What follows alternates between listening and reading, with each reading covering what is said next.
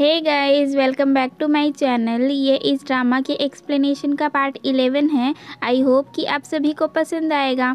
And explanation को start करने से पहले please guys don't forget to subscribe my channel, like the video and share with your friends. Last part में हमने देखा था कि चैंग अपनी सिस्टर को सावियों से बचाकर ले जाने की कोशिश कर रही होती है, बट उसकी सिस्टर पागलपन में ही एक केज में गिर जाती है जिसमें कि बहुत सारे कुत्ते उसे बाइट कर रहे होते हैं। चैंग उसे बचाने की कोशिश करती है बट वह उसे बचा नहीं पाती है, तो वह सावियों से रिक्वेस्ट करती है कि वह उसकी सिस्टर को छोड़ दे, उसके बदले वह चैंग को पकड़ ले और उसे जितना चाहे टॉर्चर कर ले, वह चाहे तो चैंग को मार भी दे। बट सावियों अपने ही घमंड में होती है, वह उसकी रिक्वेस्ट को नहीं मानती है, जिसके बाद चैंग बहुत ज़्यादा पैनिक होती है और वह अपने डेविल वाले फॉर्म में आ जाती है। तो चलो आगे की स्टोरी जानते हैं। आगे चैंग उस केज को तोड़ देती है और अपनी सिस्टर के पास चली जाती है जो कि बहुत ज़्यादा इंजर्ड हालत में होती है। चैंग उससे बोलती है कि वो परेशान ना हो, उसे अभी डॉक्टर के पास लेकर जाएगी, बट उसकी सिस्टर को अपनी हालत का पता होता है, इसीलिए वह चैंग को डॉक्टर के पास जाने से मना कर देती है और उससे बोलती है कि उसकी सिस्टर तो बहुत ही ज़्यादा अमेजिंग है, वह इस केज को तोड़कर भी अपनी सिस्टर को बचाने के लिए आ गई। बट निंग बिल्कुल भी अच्छी सिस्टर नहीं है, वह अब उसके साथ नहीं रहेगी, अब वो यहाँ से जा रही है, मतलब कि वह मरने वाली है। जिसके बाद निंग को शैंग जी की सोल नज़र आ रही होती है, तो निंग उसके साथ ही आफ्टर लाइफ के लिए चली जाती है। उसे मरा हुआ देखकर चैंग बहुत ज़्यादा रोती है और वह बहुत गुस्से में आ जाती है क्योंकि शाओयू की वजह से उसकी सिस्टर मर गई थी। बट शाओयू इस पूरे टाइम में चैंग के पिक्चर्स क्लिक करने में ही बिजी थी, क्योंकि उसे पूरी दुनिया को ये जो प्रूव करना था कि डेविल भी इस दुनिया में एग्जिस्ट करते हैं और चैंग एक डेविल है। फिर चैंग शाओयू पर अटैक कर देती है, बट शाओयू खुद को ही एक कैज में बंद कर देती है जिसे कि चैंग खोल ही नहीं पाती है। उसके बाद चैंग अपनी सिस्टर की लाश को उठाती है और वहाँ से एक जंगल में चली जाती है। इस टाइम पे बहुत ज़्यादा बारिश भी हो रही होती है। चैंग बहुत ज़्यादा रोती है और अपनी सिस्टर का फ्यूनरल करती है। गाइज़, अभी आप सभी लोग ये सोच रहे होंगे ना कि हमारा डेविल अगर हाइबरनेशन में नहीं होता तो चैंग के साथ ये सब कुछ भी नहीं होता, और फिर मैं भी ऐसे ही सोच रही थी। बट अगर ये सब नहीं होता तो ड्रामा में स्टोरी कहाँ से आता, ड्रामा तो ऐसे ही ख़त्म हो जाता। एंड डोंट वरी गाइज़, हमारा डेविल जल्दी ही वापस आ जाएगा।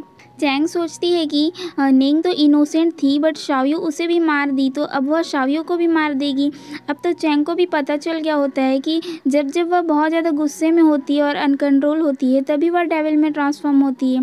अब तो वह जब भी शाओयू को देखेगी उसका गुस्सा तो अनकंट्रोल हो ही जाएगा, तो वह डेविल में ट्रांसफॉर्म होगी तो तभी वह उसे मार देगी। शाओयू चैंग के अब तक जितने भी पिक्चर्स क्लिक की थी उन्हें लेकर न्यूज़पेपर में पब्लिश करवाने जा रही होती है, तो वहाँ पर मिंग पहुँच जाता है और उससे पूछ रहा होता है कि निंग और चैंग कहाँ पर हैं। उसी टाइम पे चैंग आ जाती है और उसे बताती है कि वो यहाँ पर है और निंग अब मर चुकी है। तो शाओयू इसी टाइम पे भागने की कोशिश कर रही होती है, बट चैंग उसकी जिप्सी को एक ही हाथ से रोक लेती है और वह इतनी ज़्यादा गुस्से में होती है कि वह अपने डेविल फॉर्म में आ जाती है। मिंग पहली बार चैंग को उसके डेविल फॉर्म में देखा था तो ऑब्वियस है कि वो थोड़ा सा शॉक में चला जाएगा, बट जैसे ही उसे रियलाइज़ होता है कि चैंग एक जिप्सी के सामने है तो वो जल्दी से उसे वहाँ से हटा देता है और शाओयू वहाँ से भाग जाती है। चैंग उससे बोलती है कि मिंग उसके साथ ऐसे क्यों किया, तो मिंग उसे समझाता है कि चैंग भले ही कितनी भी पावरफुल क्यों ना हो, वह एक जिप्सी को ज़्यादा देर तक ऐसे रोक कर नहीं रख सकती थी। शाओयू उसे हिट करते हुए वहाँ से चली जाती, वो नहीं चाहता चैंग को थोड़ा भी हर्ट हो। चैंग बोलती है कि वह तो अभी उसे देख चुका है ना, वह एक ह्यूमन नहीं है बल्कि एक डेविल है, वह उसे हर्ट कर सकती है, तो वो अभी तक यहाँ से भागा क्यों नहीं है। बट मिंग उससे बोलता है कि नो मैटर कि आगे क्या होता है, बट वह कभी भी चैंग को छोड़कर कहीं नहीं भागेगा। चैंग थोड़ा सा शांत हो जाती है तो वह बेहोश हो जाती है। जब उसे होश आता है तो वह मिंग से बोल रही होती है कि वो सब कुछ एक सपना था ना, वो उसकी सिस्टर अभी ज़िंदा है, वो मरी नहीं है।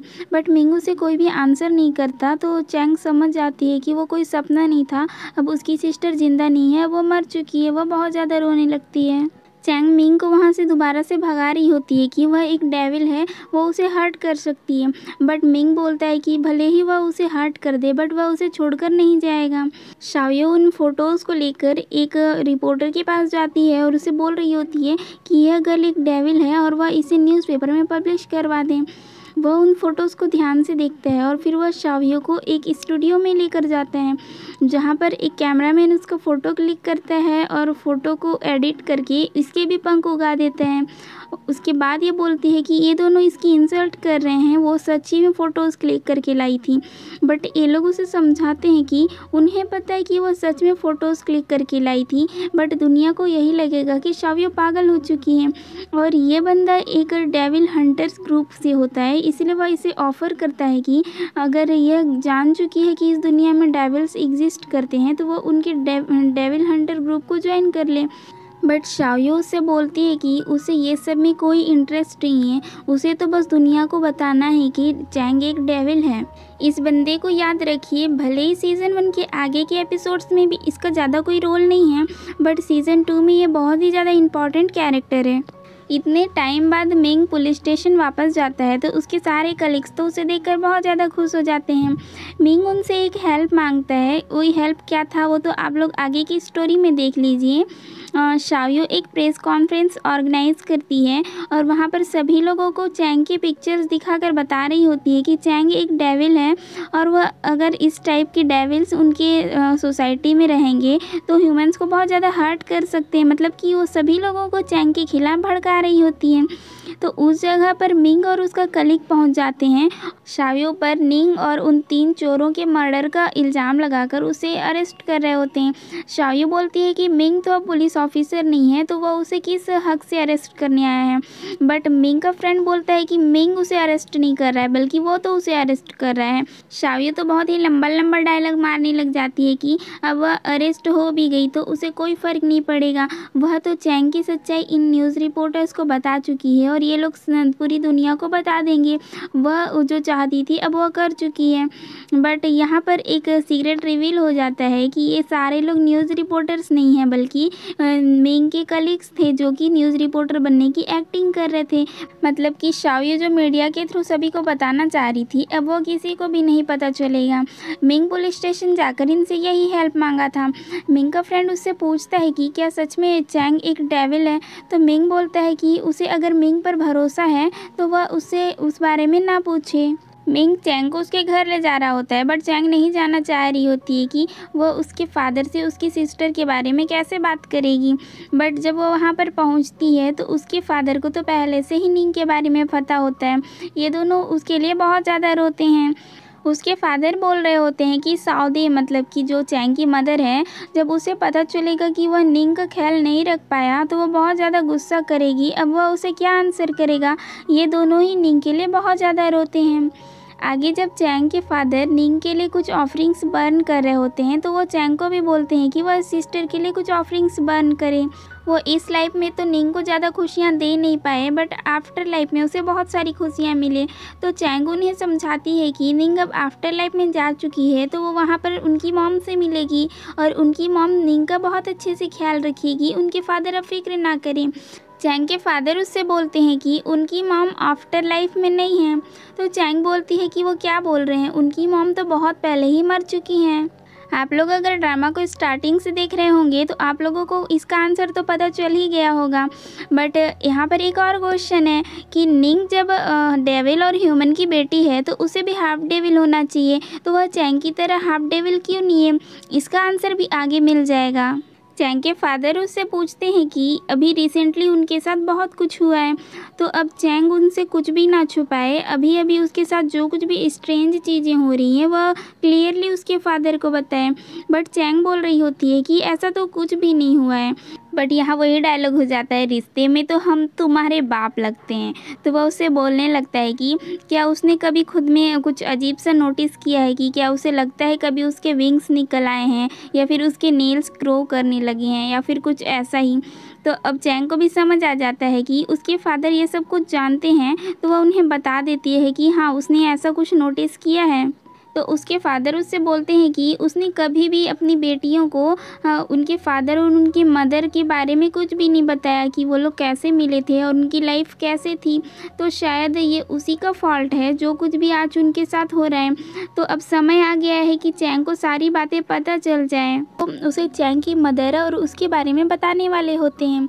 तो अब आगे देखते हैं, वो उसे बताते हैं कि वो जब यंग थे तो एकदम शुरू में चिंग डायनेस्टी में जूनियर गार्ड के रूप में अपॉइंट हुए थे।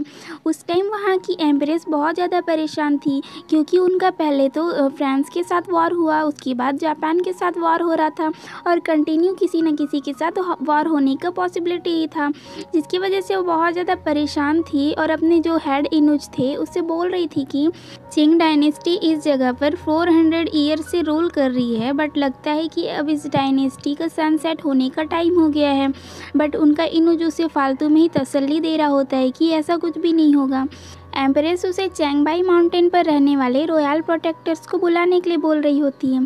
चैंग के फादर यंग होते हैं, इसीलिए उन्हें ये सब चीज़ों पर बिलीव नहीं होता है और इस टाइम पे वो हंस देते हैं, जिसकी वजह से उन्हें अब खुद को ही थप्पड़ मारने का पनिशमेंट भी मिल जाता है।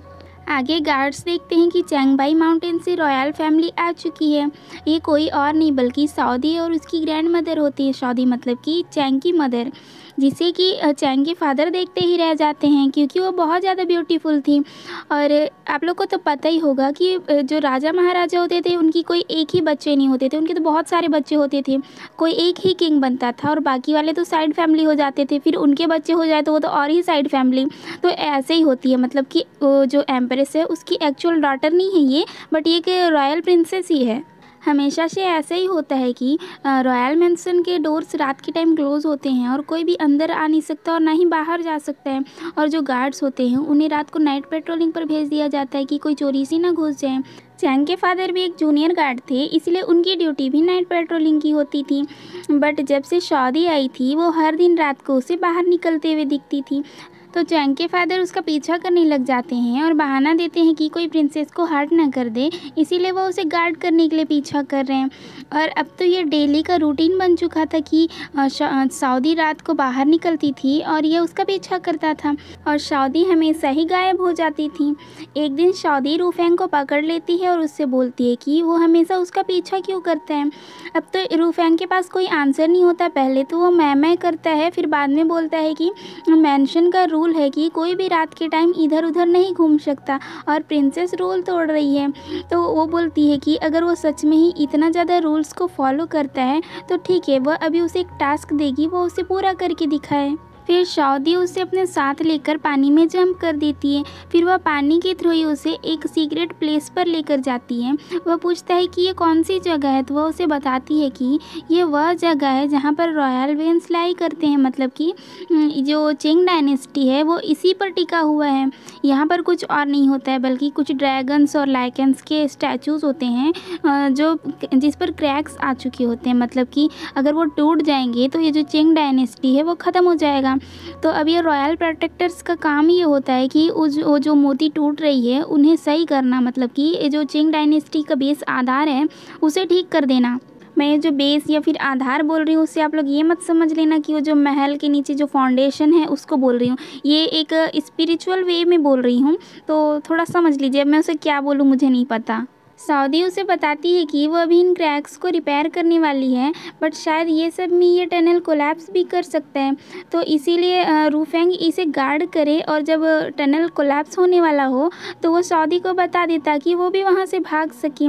तो वो तो बड़े चौड़ में जाता है और दरवाजे के पास उस टनल को पकड़ लेता है, बोलता है कि चलो ठीक है, अब मैं इसे पकड़ लिया हूँ, ये नहीं गिरेगा, तुम चालू हो जाओ।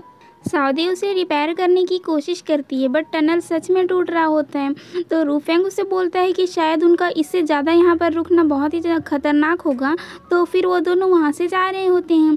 बट जब वो लोग तैर के जा रहे होते हैं तो जब पानी में कुछ प्लांट्स होते हैं तो सऊदी उसमें फंस जाती है। रूफेंग आगे जाता है बट जब उसे पता चलता है कि वो नहीं आ रही है तो उसे बचाने के लिए वापस जाता है और उसे उस प्लांट से छुड़ा कर लेकर आ जाता है।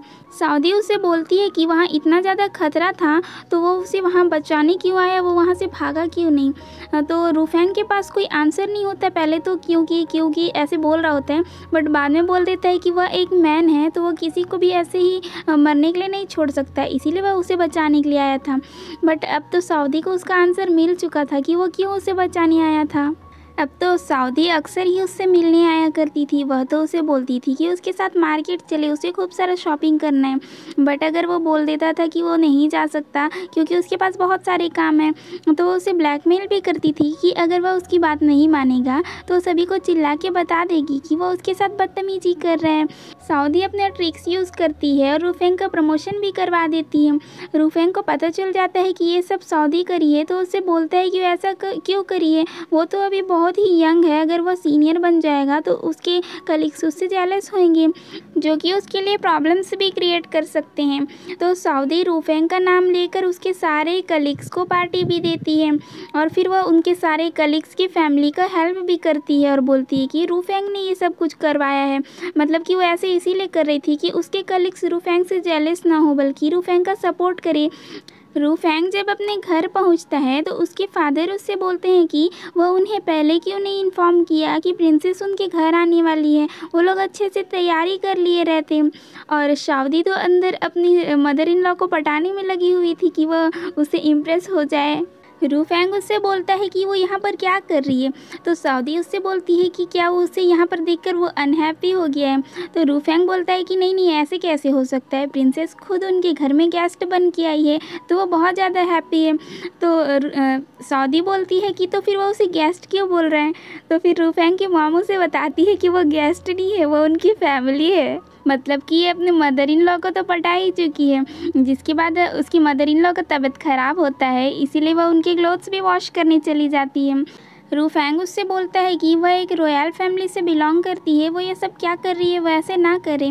बट सऊदी उससे बोलती है व्हाट ए नॉनसेंस, क्या रॉयल फैमिली लगा रखा है, क्या रॉयल फैमिली वाले कपड़े धोना इंजॉय नहीं कर सकती है, क्या कपड़े धोना भी इंजॉय किया जाता है, मुझे नहीं पता था। सऊदी उसे कन्फेस कर देती है और उससे भी पूछ रही होती है।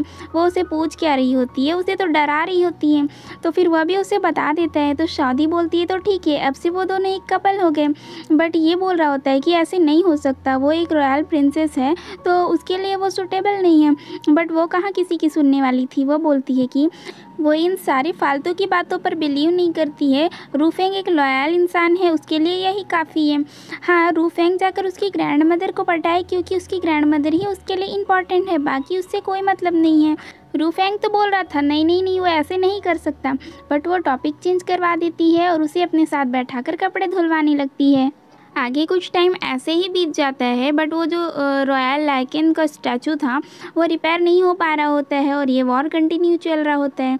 तो एम्परेस को आसपास की रियासतों से हेल्प का ज़रूरत था।